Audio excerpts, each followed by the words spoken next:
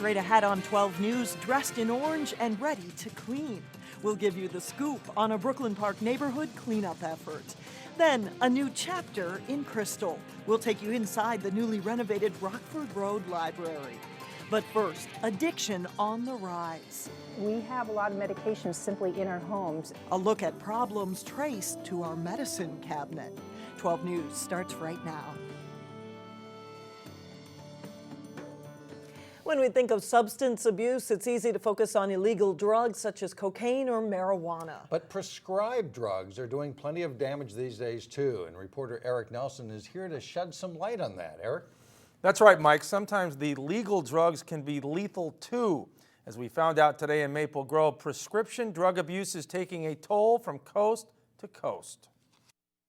We are seeing far too many lives being lost and a lot of people being affected to this. The numbers are staggering.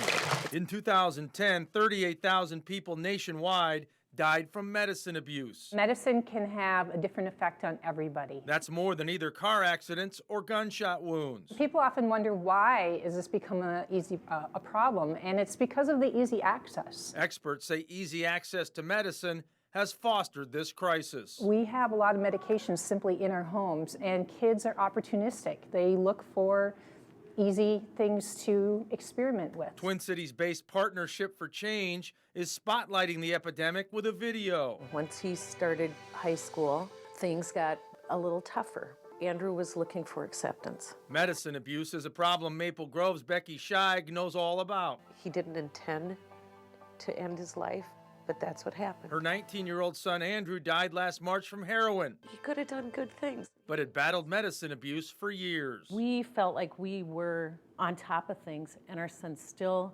had been abusing prescription drugs because they were so easy to get. Scheig has struggled to cope with the loss of Andrew, but uses the tragedy to get out a crucial message. It's out there, it's rampant in our communities, and people need, parents need to be aware of it. Unfortunately, medicine abuse is on the rise, which is why keeping drugs out of reach or disposing of them in area drop boxes is paramount. And Mike and Alex, for a list of medicine drop-off sites, you can go to 12.tv. We'll also have a link to a very powerful video on medicine abuse. Right. An important message. Yes. Thanks, Eric. A new jobs report shows employment gains, just not as many as economists had hoped for. The U.S. Labor Department says the economy gained 148,000 jobs in September. That's a sharp drop from the gains seen in August. The lagging job growth likely means Fed policy will keep long-term interest rates low for the foreseeable future to boost borrowing and spending. The jobs report was delayed 2.5 weeks by the government shutdown. Brooklyn Park faces some tough decisions as it looks for places to cut from next year's proposed budget. At the same time, the city is dealing with rising health care costs. The budget for recreation and parks includes a $117,000 increase for benefits. More workers are eligible for health insurance under the rules for Obamacare.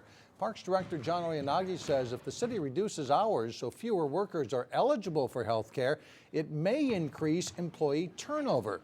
He says that would create difficulties for a place like Zanewood Recreation Center, where building relationships with young people is important. It is a race against time, Mother Nature, and Asian carp at the Coon Rapids Dam. A $16 million project to build 9 gates along the Coon Rapids Dam is in full swing along the Mississippi River. The gates are intended to prevent Asian carp, which are known for their leaping ability, from reaching the upper Mississippi. So far, a silver carp has been spotted as far north as Winona, Minnesota. The project at the Coon Rapids Dam is on track right now as crews work to finish 5 gates before the snow flies.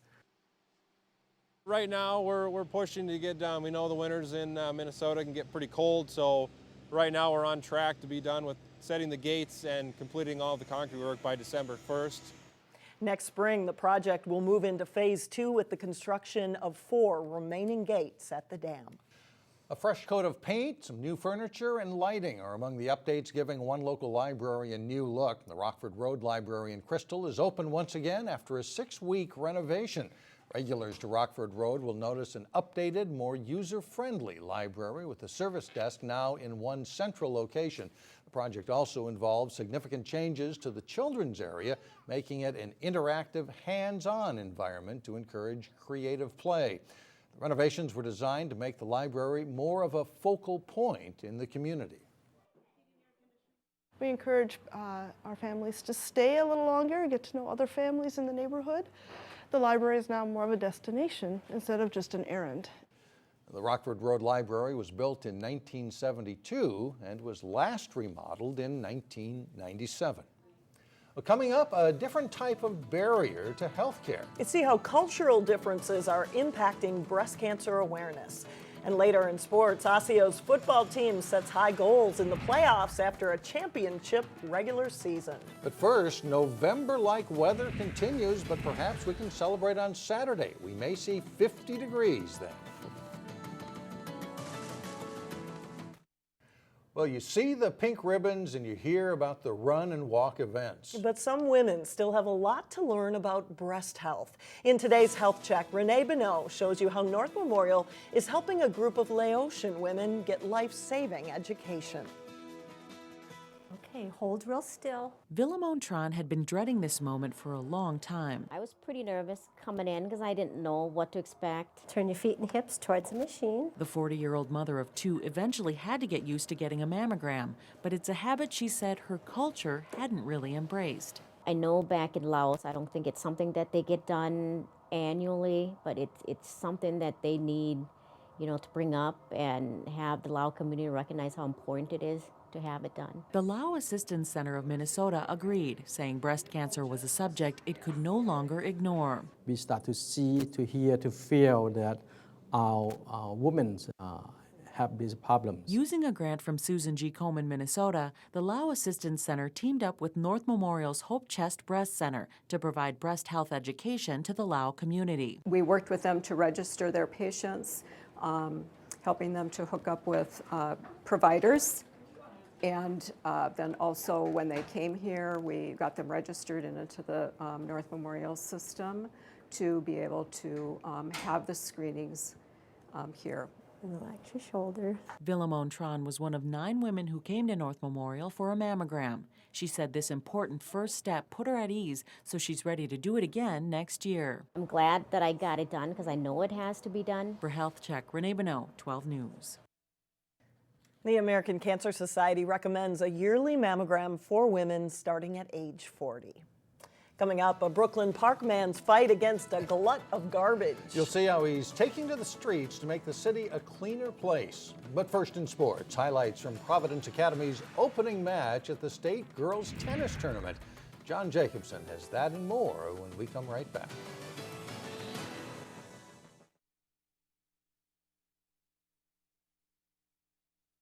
John Jacobson with sports now, and more football excitement. Section playoffs are already starting tonight, and then you have, 2 rounds, one tonight and one on Friday, right? And then the winners tonight will play Saturday, so there's a lot of football this week, and I think Bundle Up, too, will right. be the theme for the week. While the section playoffs for many of Minnesota's prep football teams do begin tonight, and for half of them will end as well. Tonight, the 32 largest teams will compete in Class 6A have the day off. They won't hit the field until Friday night.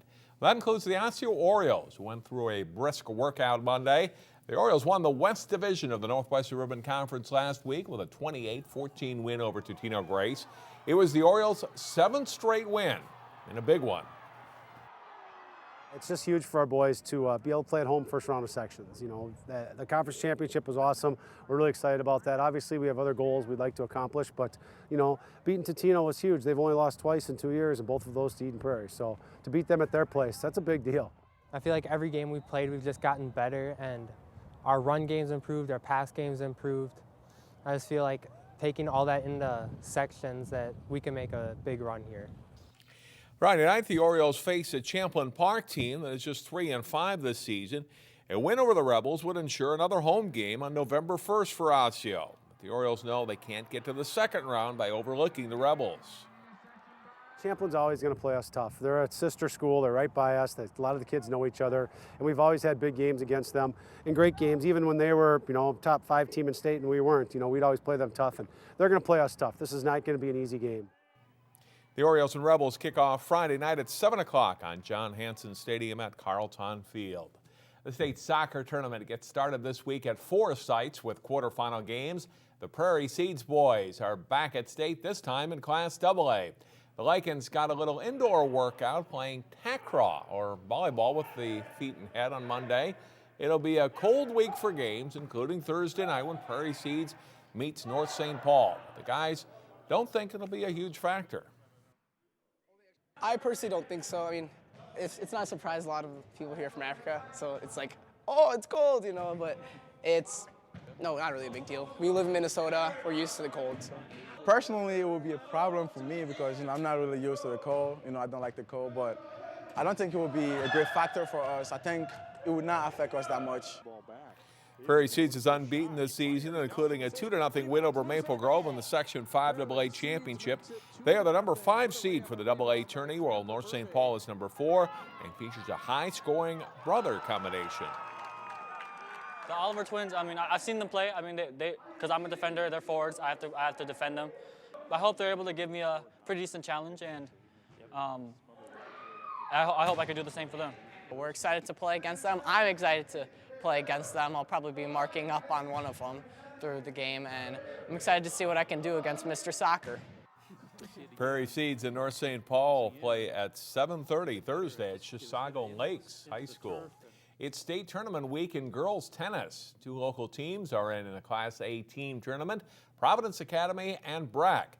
The Lions meeting Rochester Lords today in the quarterfinals. Ava Sullivan in the near court for Providence against Sophia Terzic. Sullivan going back to the same spot here for a forehand winner on point, and she wins in 3 sets.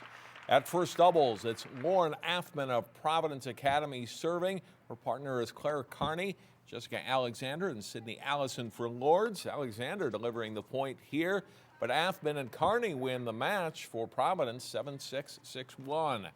Number 2 doubles play, Ellen Gorman serving for the Eagles. Her partner Shannon Peterson with a quick return of the net.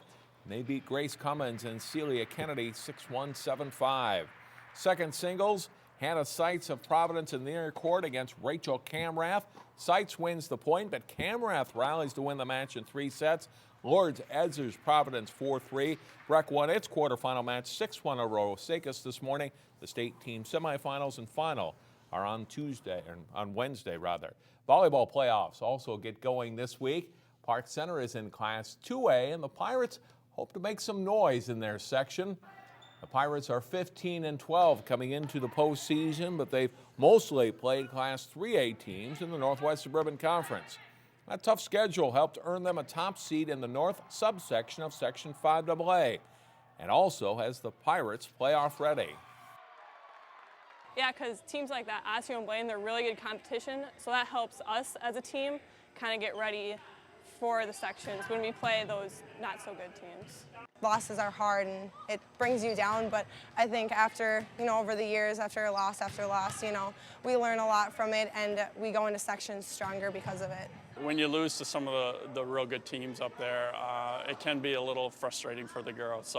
So to be able to talk about that and let them know what it's like to play tough teams and how it can help us down the road. Yeah, we talked about it a little bit.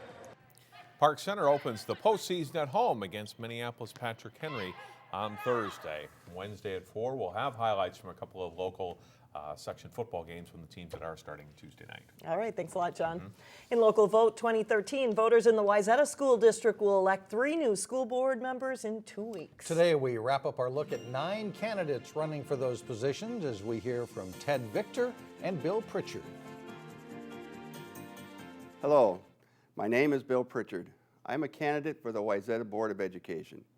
As a resident of the district for the past 25 years, I am seeking a position to serve on the school board, not to change what has been done, rather to enhance what others have started, to continue to challenge, support, and lead. I am asking for your vote on November 5th. I am Bill Pritchard, a candidate for the Wayzata Board of Education. Thank you, and I appreciate your support. My name is Ted Victor. I have lived in the Wayzata School District for over 60 years. My wife, our 3 daughters, and I are all Wayzata alumni. I started volunteering when Wayzata was in statutory deficit and have continued this volunteer service for over 20 years. Currently retired, I can commit the time necessary to help the district continue to enhance its academic excellence, its fiscal responsibility, and prudently plan for additional schools to meet the current and future growth of the district. The school board must work together with the staff to successfully manage the educational curriculum and extracurricular opportunities for a growing student population. We need to expand the use of technology in educational instruction. I have the experience, knowledge, and desire to become a dedicated school board member and serve our district.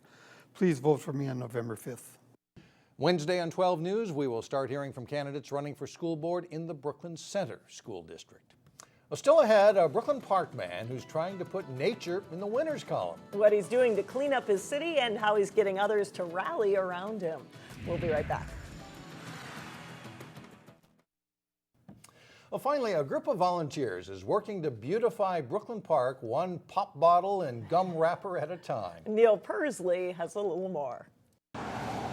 Ron Weldy has a passion. I would pick up because I like to ride my bike and I don't like to look at trash. He's a clean freak, grime fighter, and Brooklyn Park is glad to have it. I used to do the bike corridor from the Coon Rapids Dam to Highway 169, and so I did that for 3 or 4 years. But despite Ron's efforts, there was still litter. Then I picked up a little bit more in our area where I normally drive. This job was too big for just one garbage guru. Finally got to the point where I said, I can't do it all by myself. We'll take this side, yep. That's how a project he called Pick Up Your Neighborhood was born. I decided that we had to get a program going, and we recruited people, and this is the results of it. In just its second year, this army of garbage gladiators in Brooklyn Park has grown. This year we have 75 volunteers. A local business has lent a hand. Mills Fleet Farm provides the orange bags. And these orange-clad waste warriors are now drawing attention. The program was recognized by the city of Brooklyn Park with a citizenship award a few months ago. There are unexpected fringe benefits, too. I found a $1 bill. I thought, well, I'm getting paid for this job. It's an adventure of sorts. You never know what you'll find. Some car parts sometimes, some interesting items. I picked up cushions from a couch, shock absorbers, broken bumpers. We won't tell them some of the other stuff that we picked up. I picked up some, well, hate to say it, some women's pants the other day. Mostly it's an effort to make Brooklyn Park a cleaner place to live. When in doubt, we just pick it all up. Neil Persley, 12 News.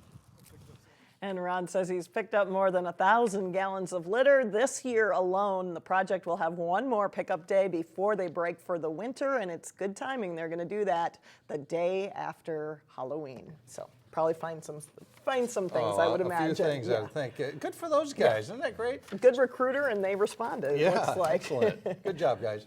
That does it for us. Thanks so much for joining us. Community Corner coming up next.